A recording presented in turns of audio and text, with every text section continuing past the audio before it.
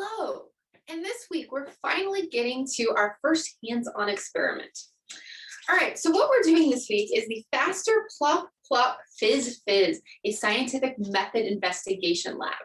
In this experiment, you're going to be using Alka-Seltzer tablets in order to test the scientific method. The first part of the experiment will have you running a controlled experiment that we've given you the protocol for.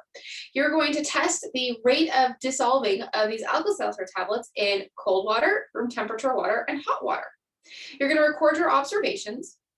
Then once you're done with that, and you're going to do each run 3 times so that you've got enough data that you can do an average for. When you're done with that, you're going to ask yourself some questions and you're going to answer some questions. And from that, then you're going to devise a new experiment to test your new hypothesis. So before we get started, we want to make sure we have all of our material. Okay, so hopefully you have read through the experiment and done your pre-lab. When you look at the experiment on this particular experiment, page 6, okay, it looks like this, it's going to tell you the experiment, the equipment that you need. So for the materials kit, you're going to need this little baggie that has your Alka-Seltzer tablets in it. It is labeled Faster Plop, Plop, Fizz, Fizz, so you'll need that. And then from your equipment kit, which is the general equipment you use for everything, you will need 6 of your plastic cups. You will need a 250 ml beaker.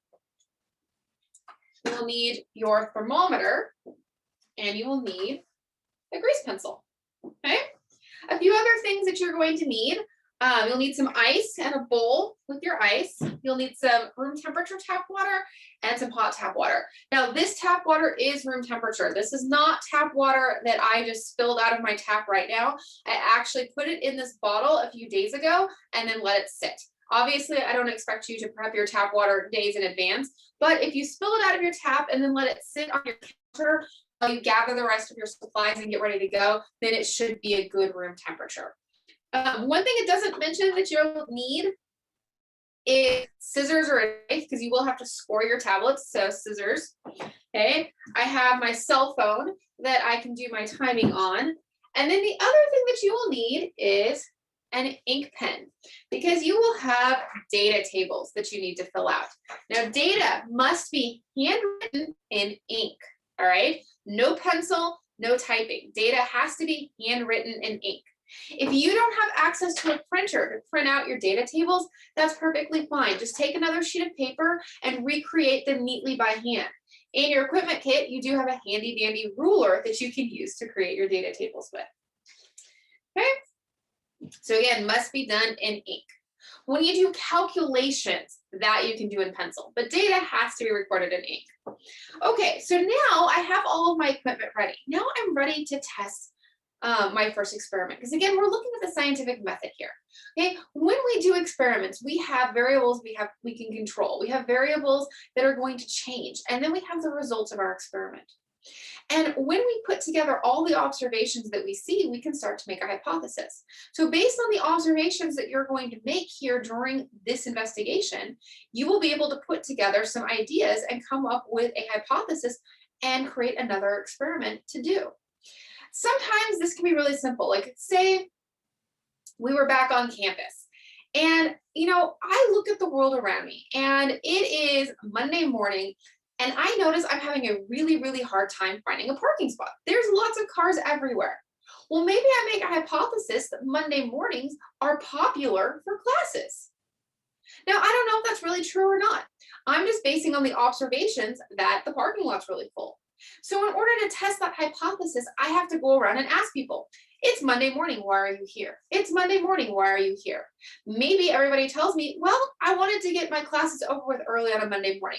Okay, cool. Maybe that'll support my hypothesis that Monday mornings are popular for classes.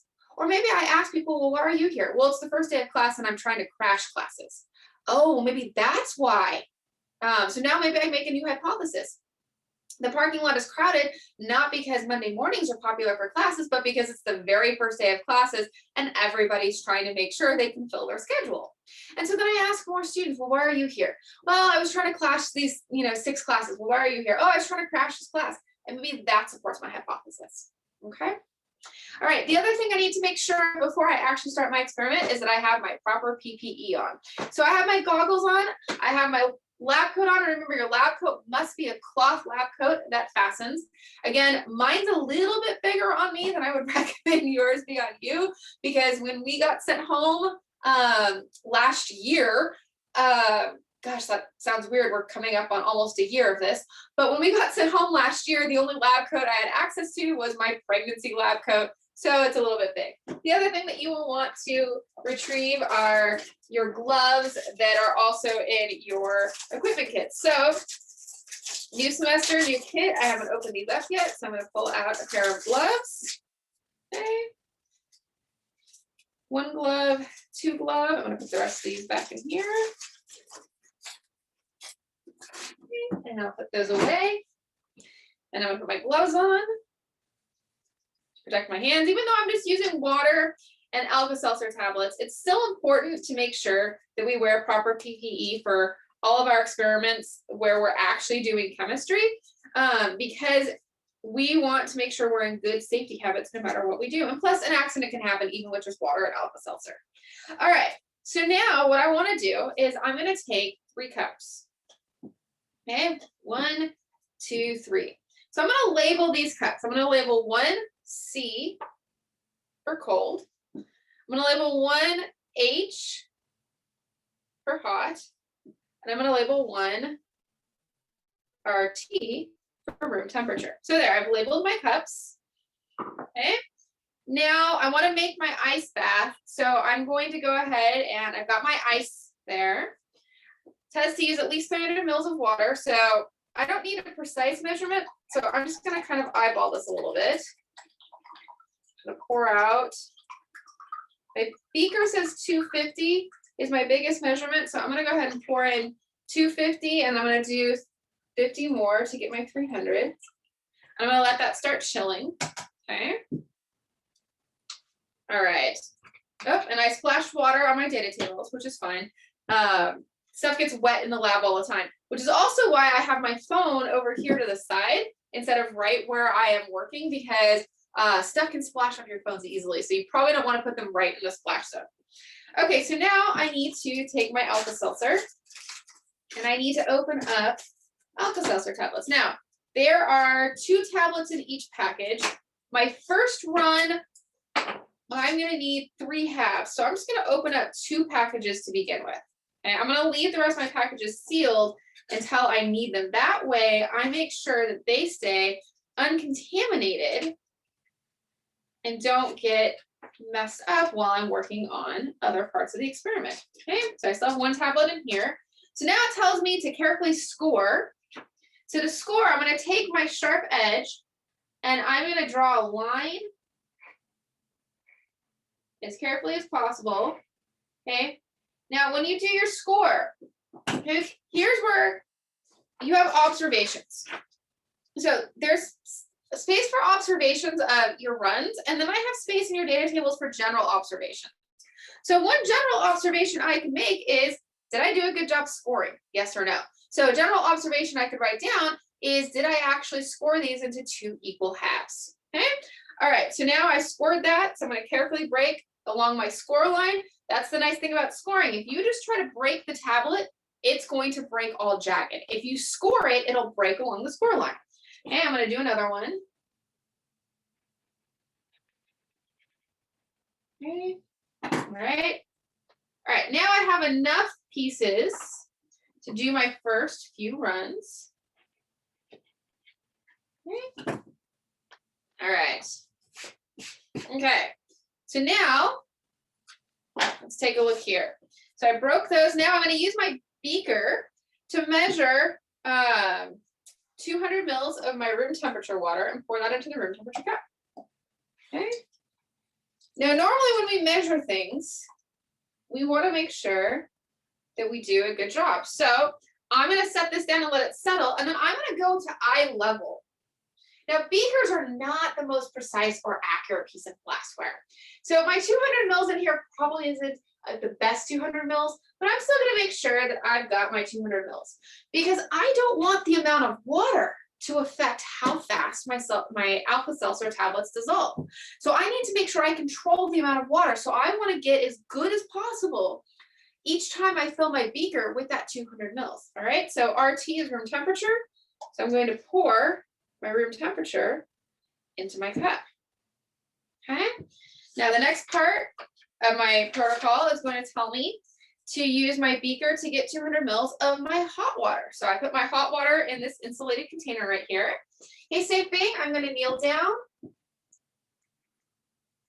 Okay, I'm going to pour.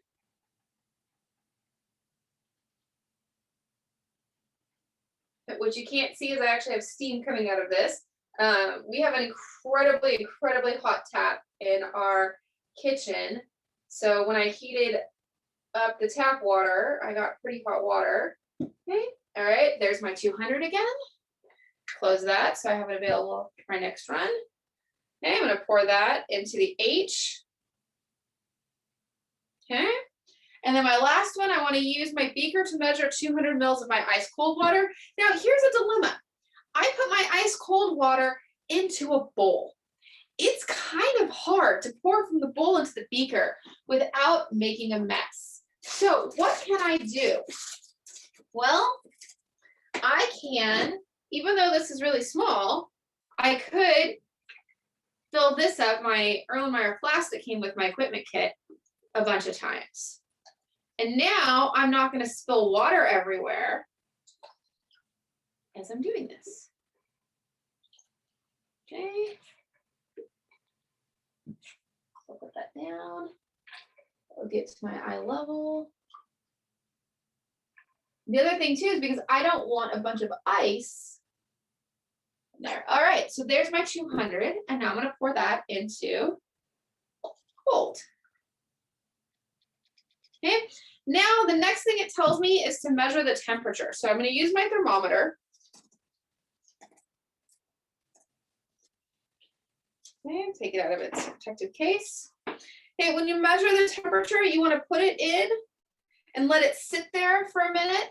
So what you might want to do is while you're pouring out one cup, start taking the temperature of another one, because it's going to take it a moment. You don't want to put the thermometer in and read the very first thing it says. You want to give it a minute to do its thing. So now when I read my thermometer, okay, there's a whole bunch of marks on it. I have major marks that are marked at every 10. So I see 10, 20, 30, but I have other major marks between there. So at every, 1 degree, I have a mark.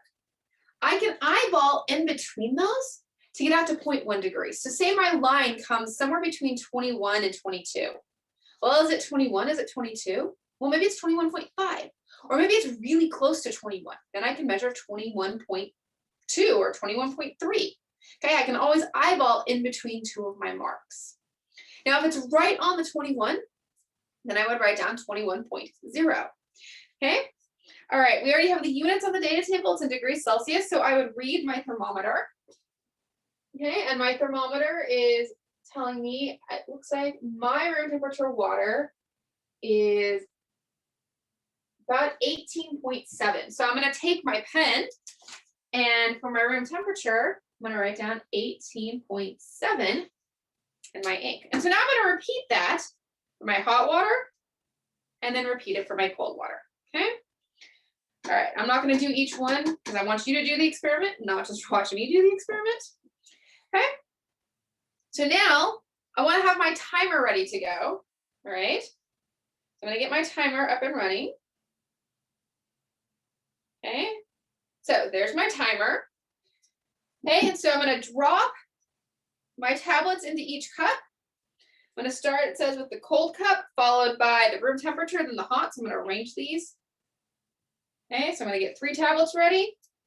Okay, cold, room temperature, hot, start my timer. Okay, and so now I'm going to observe as they are dissolving. Okay, I'm going to write observations of what I'm seeing down. And then when the last bit dissolves, then I will write the time down. So they'll dissolve at different rates. Okay, so my hot finished, so I write my time down. When my next one finishes, I'll write my time down, and when my last one finishes, I'll write my time down. Okay, and so once I have done that, okay, and I've recorded all of that, then this is all sink disposable. I can wash it down the sink. I can rinse out my cups with some water, and then I can reset for my next run. Okay, once I have done all of my runs, I'm going to look at my time, and it tells me to calculate the average temperature and the average time. So I'm going to grab something real quick here. I didn't set up my whiteboard easel. So I'm just going to lean it against here. So I'm just going to hold it up like this. So how do I calculate an average?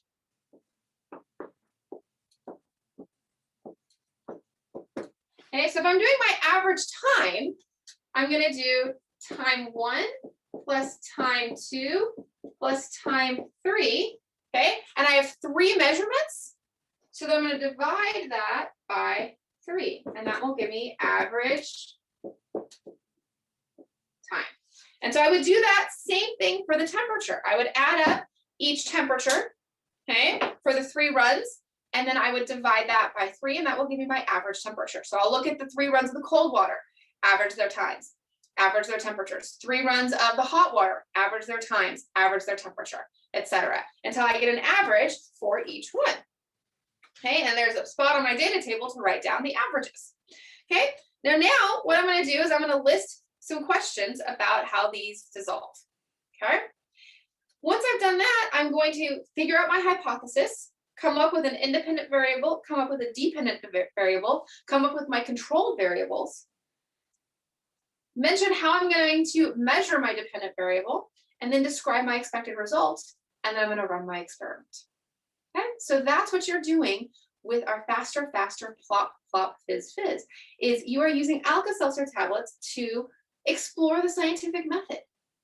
Take a look at, the results you get, ask yourself some questions, come up with a new experiment, and then test that. All right? When you are all done and you are all cleaned up, then you can remove your PPE. Gloves should be single-use items, so you should throw your gloves away in between each experiment.